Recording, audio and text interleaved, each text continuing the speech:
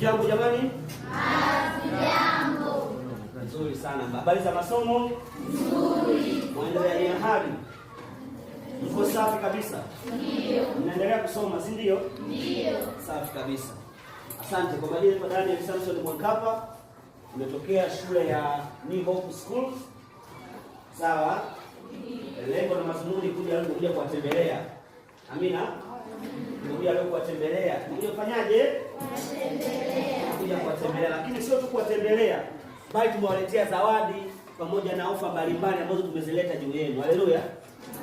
Yaani kwamba nyie mpaka hapo nyie kali mna bahati. Ni miongoni mwa shule ambao mmechaguliwa na shule ya New Hope kuwakilisha Tunduma. Sawa? Sawa? Ndio. Asante sana. Okay, najua mnaenda kwenye mtihani tarehe 9 na tarehe 10 tunafanya mtihani wako mbele darasa la 7, si ndio? Then baada ya hapo tunatakiwa twende form 1, form 4, wapi tunakuwa tunaendelea, si ndio? Sasa kabla ya hapo New Hope tumejipanga kuhakikisha tunamwandaa mtoto ili aweze kukabiliana na masomo ya form 1 au kidato cha kwanza. Sawa? Yaani bila kupata sasa kuna kozi moja ambayo ni maalum tuliandaa kwa ajili yenu. Sawa? Ambayo hiyo kozi utablashiwa kisawasawa kuhakikisha kwamba unapoingia form 1 masomo yale yasiwe yanakusumbua. Unaelewana eh? Lakini kikubwa tutopambana nacho ni kuhakikisha kwamba unaweza ukaongea Kiingereza vizuri bila kushindwa. Sawa?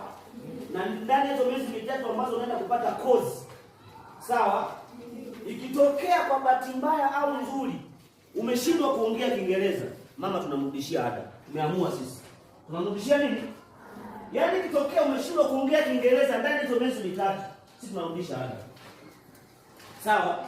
Maana tumejipanga kisawasawa. Mpaka uone ukumbuke kurudisha hela sio jambo jepesi. Ila angalia sisi tumeamua kufanya hivyo. Wewe usituki hapo. Umeona eh?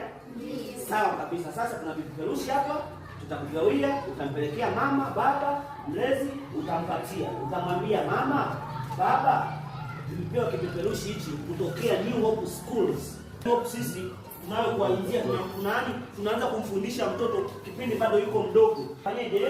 Tunawasaidia. Kwa na gharama yetu itakuwa ni nafuu sana. Yaani mwambie jirani yako. Kwa hiyo sasa maana yake endelea kupata kipeperushi ambacho utampelekea mzazi ili sasa aweze kukupigia simu. Aweze kufanyeje? Kupigia simu. Na usisitize, yaani lia mwambie bwana nataka nende New Hope. Wamesema kwamba wale jamaa kwenye Kiingereza wako vizuri. Sawa? Ndio. Yaani kwenye Kiingereza kwa kweli tumejipanga na tumejizatiti kuhakikisha